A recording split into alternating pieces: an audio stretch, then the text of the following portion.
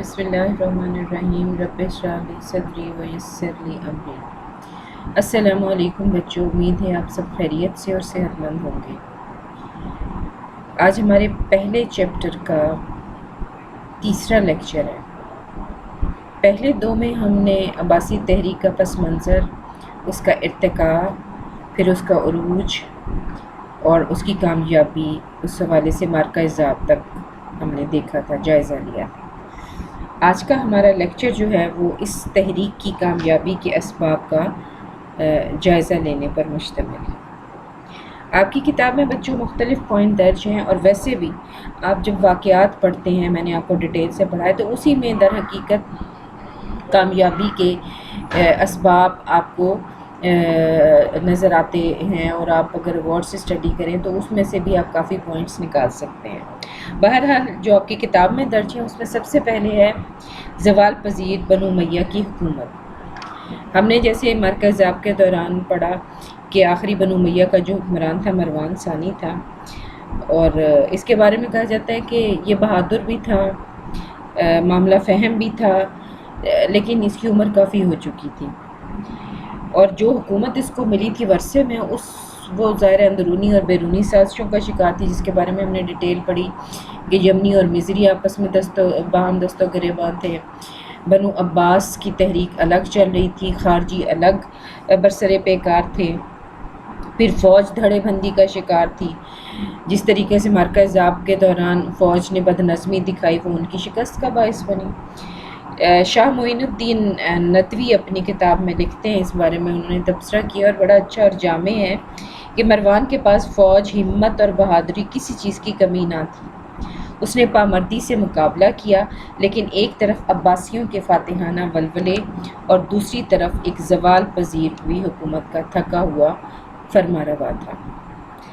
پھر دوسرا جو ہے وہ عربوں کی آپس کی خانہ جنگی۔ عباسی تحریک بڑی مضبوط اور مربوط تھی، یہ عجمیوں پر مشتمل تحریک تھی۔ اس میں خاص طور پر جو عنصر نمایاں تھا وہ ایرانیوں اور خراسانیوں کا تھا، اور انہوں نے اپنی اس تحریک کو جو منظم کیا وہ عربوں کے خلاف نفرت کے جذبے کے تحت کیا، جبکہ دوسری جانب جو خود عرب قبائل تھے وہ آپس کے باہمی چپکلشوں اور عداوتوں کا شکار تھے۔ ہونا تو یہ چاہیے تھا کہ اس سخت گھڑی میں یہ قبائل جو ہیں عرب کے آپس کی عداوتوں کو، عصبیتوں کو بھلا دیتے، لیکن انہوں نے بجائے بھلانے کے خانہ جنگی کسی کیفیت پیدا کی ہوئی تھی۔ ہم نے پیچھے پڑھا کہ مصری اور یمنی آپس میں برسر پیکار تھے۔ نصر بن سیار نے مصریوں کی حمایت میں یمنیوں کا جو جدی کرمانی کو جو یمنیوں کا سردار تھا اس کو دھوکے سے قتل کیا، اور ظاہر ہے یہ دھوکہ اس کو پھر بڑا مہنگا پڑا، اور اس کے بیٹے جو علی کرمانی تھا اس نے ابو مسلم خراسانی سے اتحاد کر لیا، اور خود پھر عربوں کی جو آپس کی چپکلش تھی یہی پھر بعد میں ان کی شکست کا باعث بن گئی۔ پھر ایک اور جو اہم پہلو ہے وہ عوامی تعاون ہے عباسی تحریک کے ساتھ۔ امیر معاویہ اور بعد کے جتنے بھی بنو امیہ کے حکمران تھے انہوں نے بڑے اپنے تدبر سے اور سیاست سے بنو امیہ کی حکومت کو مستحکم کیا، اور ان کو عام لوگوں کا تعاون چاہے انہوں نے جیسے بھی حاصل کیا، سیاسی فائدے دے کر یا مالی فائدے دے کر، لیکن بہرحال انہوں نے اس تعاون کے بنا پر اپنی حکومت کو مضبوط کیے رکھا۔ لیکن آخر کے جو بنو امیہ کے خلفاء تھے وہ نااہل تھے، اور اسی وجہ سے یہ اپنی عوامی مقبولیت کھو بیٹھے، اور پھر خود بنو عباس کی تحریک میں ان کے خلاف بھرپور پروپیگنڈا کیا گیا، اور خاص طور پر سانحہ کربلا کے حوالے سے جو مظالم ہوئے تھے بنو امیہ سے وہ عامۃ الناس میں ان کی تشہیر کی گئی، اور بھرپور طریقے سے لوگوں نے پھر ان کو سپورٹ کیا عباسیوں کو۔ عباسیوں نے اہل بیت کے نام پر اور اصلاح احوال کے نام پر اور خلافت اعلی منہاج النبوہ کے نام پر اپنی تحریک کو مضبوط بنیادیں فراہم کی، اور مختلف طبقات کو انہوں نے اپنے ساتھ شامل کیا۔ یہ لوگ بڑی کامیابی کے ساتھ عوام الناس میں بنو امیہ کے خلاف پروپیگنڈا کرتے تھے۔ اور اب اس کے بعد ہم آگے چلتے ہیں. پھر اجمیوں اور موالیوں کا طرز عمل. بنو امیہ نے اصل میں اپنی حکومت کو خالصتاً عربی رکھا. انہوں نے نہ صرف عربی تہذیب اور تمدن کی سرپرستی کی بلکہ جتنے بھی اہم انتظامی عہدے تھے اسے اجمیوں کو پیچھے رکھا. حتیٰ کہ اگر ہم شروع کے ادوار کا جائزہ لیں تو ہمیں یہ پتہ چلتا ہے کہ یہ لوگ نو مسلموں سے یا اجمیوں سے جزیہ بھی وصول کرتے تھے. حالانکہ جزیہ وہ ٹیکس ہے بچوں جو کہ نان مسلم یعنی غیر مسلموں سے وصول کیا جاتا ہے. اس کا نتیجہ یہ نکلا کہ وہ لوگ جو غیر عربی تھے یا وہ لوگ جو ایران، فارس اور عجم کے علاقوں میں تھے اور اسلام لا چکے تھے وہ اپنے آپ کو اس حکومت کا حصہ نہیں سمجھتے تھے. اموی حکمرانوں نے اجمی نو مسلموں کی جو ایک طرح کی سازشیں تھیں اور اس وجہ سے بھی ان کا موقف یہ تھا کہ وہ ان کو اعلیٰ عہدوں سے اور مناصب سے دور رکھا جائے. حضرت عثمان غنی رضی اللہ عنہ کے دور میں عہد خلافت میں جو فتنہ جو گروہ تھا اس نے جس طریقے سے حالات کو خراب کیا اور جس طریقے سے امت اسلامیہ کے امن کو تباہ اور برباد کیا تو اس بنا پر بھی یہ لوگ ناقابل اعتماد قرار پائے. اب یہ جو عباسی تحریک تھی اس کی پشت پناہی یا پیچھے جو تھے جو عنصر تھا وہ زیادہ اجمیوں اور موالیوں کا ہی تھا. یہ لوگ نسلی خاندانی امامت اور خلافت کے تصور کے قائل تھے اور چنانچہ اس وجہ سے وہ حضور صلی اللہ علیہ وسلم سے قرابت داری کے دعویٰ دار ہونے کی وجہ سے ہاشمیوں اور عباسیوں کو سپورٹ کرتے تھے. اور یہ بات بھی ذہن میں رکھیں کہ اس تحریک کا یعنی عباسی تحریک کا جو اصل مرکز تھا وہ شام اور حجاز کی سرزمین کی بجائے ایران اور خراسان سے اٹھا. جیسے ہم نے پڑھا تھا پیچھے کہ ابو مسلم خراسانی نے جو تحریک کا اعلان کیا تھا وہ خراسان کے گاؤں میں کیا تھا سفید اج کے مقام پر اور یہیں پر ان کو زیادہ پذیرائی حاصل ہوئی. پھر اس کے بعد ایک اور پوائنٹ ہے بنو امیہ کے جو عمال تھے ان کی زیادتیاں. اس میں حجاج بن یوسف کے حوالے سے بھی بڑا اس کا ریکارڈ ہے کہ کس طریقے سے وہ عام لوگوں پر یا حکومت کے مخالفین پر ظلم اور ستم کے پہاڑ توڑا کرتا تھا. سختی روا رکھتے تھے یہ لوگ عوام الناس پر. شروع میں انہوں نے انتہائی سختی کے ساتھ کوفیوں اور عراقیوں کی جو مفسدانہ سرگرمیاں تھیں ان کے خلاف اقدامات کیے اور تشدد بھی کیا انہوں نے. اس کا نتیجہ یہ نکلا کہ عوام الناس میں بنو امیہ کے خلاف ایک بے چینی اور اضطراب دکھائی دیتا تھا اور اسی بے چینی اور اضطراب کو بنو عباس کی تحریک میں بھرپور طریقے سے اپنے فائدے کے لیے استعمال کیا گیا. کیونکہ جب یہ لوگ عباسی دائی جیسے میں نے تذکرہ کیا کہ عراق اور خراسان میں پھیلے ہوئے تھے تو یہ عوام الناس سے اپنی ہمدردیاں جتاتے اور جب یہ لوگ بیان کرتے تھے بنو امیہ کے مظالم کے قصے تو عوام کی بھرپور تائید ان کو حاصل ہوتی تھی.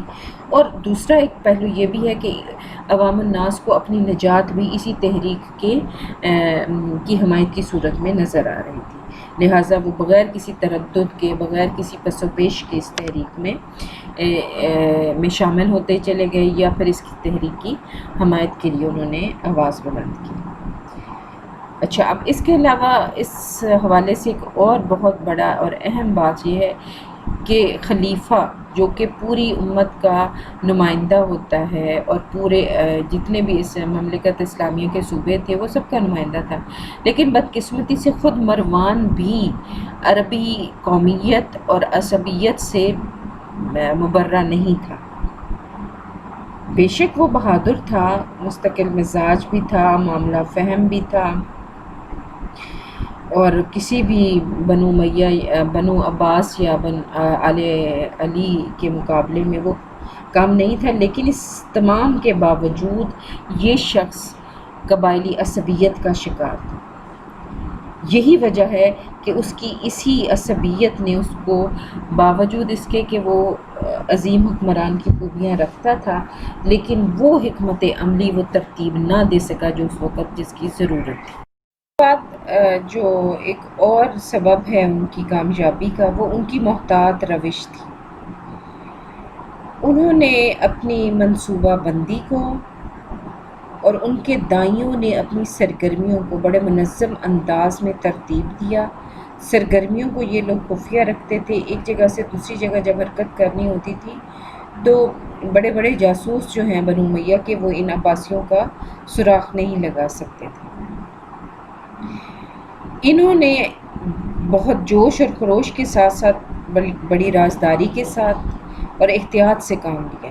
ان لوگوں نے بڑے بڑے جو مراکز تھے، جیسے مکہ، مدینہ، کوفہ، بصرہ یا خراسان، یہ اہم علاقوں کی بجائے انہوں نے حمیمہ کا جو علاقہ تھا، فلسطین کا ایک چھوٹا سا گاؤں تھا، اور جیسے آپ کو یاد اگر ہو تو یہ بڑی دلچسپ بات ہے کہ یہ گاؤں بھی بنو امیہ نے بنو عباس کو بطور جاگیر عطا کیا تھا، اور اسی علاقے کو پھر انہوں نے اپنی سرگرمیوں کا مرکز بنایا۔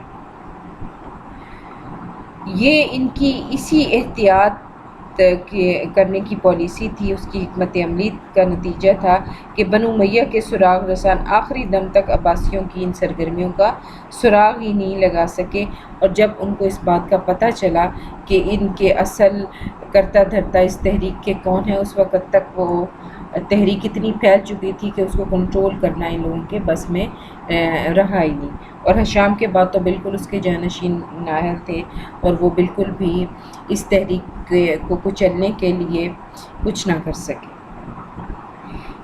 پھر اس کے بعد ایک اور اہم پوائنٹ یہ ہے کہ بنو عباس اس سے پہلے بنو امیہ کے ساتھ ان کے تعلقات کشیدہ نہیں تھے، بڑے خاموشی کے ساتھ یہ لوگ حمیمہ میں مقیم تھے، لیکن ان دونوں خاندانوں کے درمیان جو کشیدگی کا آغاز ہوا، جس کا پوائنٹ میں نے پیچھے ڈسکس بھی کیا تھا، میں اس کو دوبارہ سے دہرا دیتی ہوں کہ جب ولید جو خلیفہ تھا ان کا بنو امیہ کا، اس کے تعلقات جو ہیں علی بن عبداللہ کے ساتھ خراب ہوئے، جب انہوں نے عبداللہ بن جعفر بن ابی طالب کی بیٹی لبابہ سے نکاح کیا، اور یہ جو خاتون تھی لبابہ، یہ ولید کی سوتیلی ماں تھی، اور یہ ان کی دوسری شادی تھی، لہٰذا ولید نے علی بن عبداللہ کو اس فعل کو اپنی توہین سمجھا، اور ان کو بلا کر 70 کوڑے مارے، اور ان کو نظر بند بھی کیا گیا، اور بعد ازاں پھر ان کا جو ہے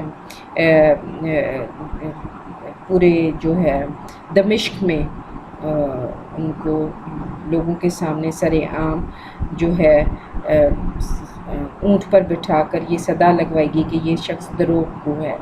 یہ اتنا ذلت آمیز سلوک تھا کہ اس کو بنو عباس نے اپنے لیے بہت بڑی توہین سمجھا، اور اب یہ خاندان باقاعدہ طور پر بنو امیہ کے خلاف جو ہے وہ پلاننگ کرنے لگا ان کے اقتدار کو ختم کرنے کے لیے۔ پھر اس کے بعد ایک اور جو مین پوائنٹ اس حوالے سے ہے، وہ ایک شخص جس کے بارے میں ہم نے تھوڑی ڈیٹیل پہلے سے پڑھی ہے، وہ ابو مسلم خراسانی، اس کی قیادت۔ اس نے نہایت ہوشیاری سے، نہایت منصوبہ بندی سے اس تحریک کو پورے خراسان میں پھیلا دیا۔ جگہ جگہ اس نے نقیب اور دائی مقرر کیے، اور صرف واحد اس شخص کی وجہ سے یہ تحریک اس قابل ہو گئی کہ 747 عیسوی میں انہوں نے خراسان کے گاؤں سفیدنج کے مقام پر اس تحریک کا اعلان کیا۔ ذیل اور صحاب ان لوگوں نے اٹھائے ہوئے تھے، کافر کو بھی ان کے ہاتھوں میں تھے۔ انہوں نے سیاہ پرچم لہراتے ہوئے گھروں سے خروج کیا اور تحریک کا اعلان کیا، اور اس وقت تک بنو امیہ کے جو کرتا دھرتا تھے اور وہاں کا جو گورنر تھا، وہ اس قدر کمزور تھا کہ وہ ان کے خلاف کچھ نہ کر سکا، اور یہ اپنی قوت اور طاقت کو بڑھاتے ہوئے آگے بڑھتے گئے۔ خراسان کے مختلف علاقوں جس میں مرو، سرخستوس، نیشا پور، رے، ہمدان، یہ سارے کے سارے علاقے ان کے کنٹرول میں آتے گئے، اور پھر آخر میں ذاب کے مارکہ میں ان کی جو اقتدار کا سورج جو ہے وہ۔ اچھا بچوں، یہ تو کچھ پوائنٹس تھے جو ان کی کامیابی کے اسباب کا تجزیہ کرتے ہوئے ہم نے ڈسکس کیے۔ اب کچھ شارٹ کویسچنس ہیں جو میں آپ کو دیتی ہوں، ان کے جوابات آپ تلاش کریں تاکہ آپ کی اس تحریک کے حوالے سے جو معلومات ہیں وہ اس پہ آپ کی گرفت مضبوط ہو سکے۔ اس میں ایک سوال یہ، اس کا جواب آپ مجھے لکھ کر بھیجیے گا کہ ہاشمی تحریک میں جو محمد بن حنفیہ ہیں وہ کس کی اولاد میں سے تھے، یا یہ کہ ان کے والد کا نام کیا تھا۔ پھر دوسرا سوال ہے کہ ابو ہاشم عبداللہ نے کس بنو امیہ کے خلیفہ سے ملاقات کی۔ پھر تیسرا سوال یہ ہے کہ جو بنو عباس کی قوت تھی تحریک کی، اس کا مرکز کون سا علاقہ تھا۔ پھر شارٹ کویسچن کے طور پر یہ بھی دیکھیے گا کہ محمد بن علی بن عبداللہ بن عباس ان کو کس طریقے سے تحریک کا سربراہ چنا گیا، 2 جملوں میں آپ بتائیے۔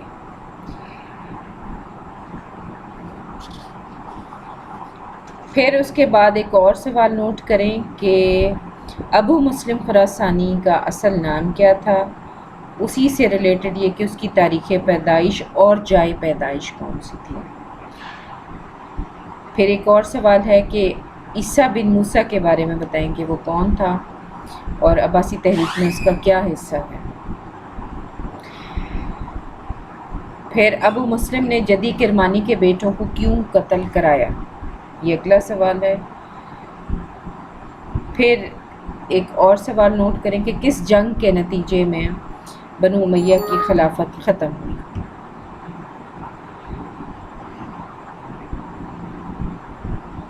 پھر ایک اور سوال ہے کہ بتائیے آپ کہ بنو عباس کی جو تحریک ہے اس کی کامیابی کے بعد کس تہذیب کو فروغ حاصل ہوا، یا دوسرے الفاظ میں کہہ لیں کہ بنو عباس نے کس تہذیب کی سرپرستی کی۔ ٹھیک ہو گیا۔ پھر آخری بنو امیہ کا حکمران، اس کا نام آپ کو آنا چاہیے۔ باقاعدہ عباسی خلافت کا آغاز کب ہوا اور کب ابو العباس عبداللہ صفوی کی بیعت خلافت کی گئی۔ پھر حضرت عباس کون تھے، عبداللہ بن عباس وہ کون تھے، اور پھر اس کے علاوہ آپ یہ جواب بھی تلاش کریں کہ ابو عبداللہ عباس کی جو بیعت خلافت ہے وہ کس تاریخ کو اور کہاں پر ہوئی۔ مروان کا قتل کس مقام پر کیا گیا۔ یہ وہ سارے سوالات ہیں جن کے جوابات آپ لوگ تلاش کر کے رکھنا، اور میں کلاس میں آپ سے یہ کویسچن پوچھوں گی بھی، آپ اس کے آنسر کرنا۔ اور اس کے علاوہ اگر یہ آج کا ہمارا لیکچر تھا، کوئی مشکل ہو تو آپ لوگ مجھ سے ڈائریکٹ کانٹیکٹ کر کے اس کے بارے میں بات کر سکتے ہیں۔ کوئی پرابلم ہے کسی نقطے کو سمجھنے کے حوالے سے، اس کو بھی ڈسکس کیا جا سکتا ہے۔ آج کا ہمارا لیکچر جو ہے اسی بات پہ ختم ہوتا ہے۔ اللہ حافظ۔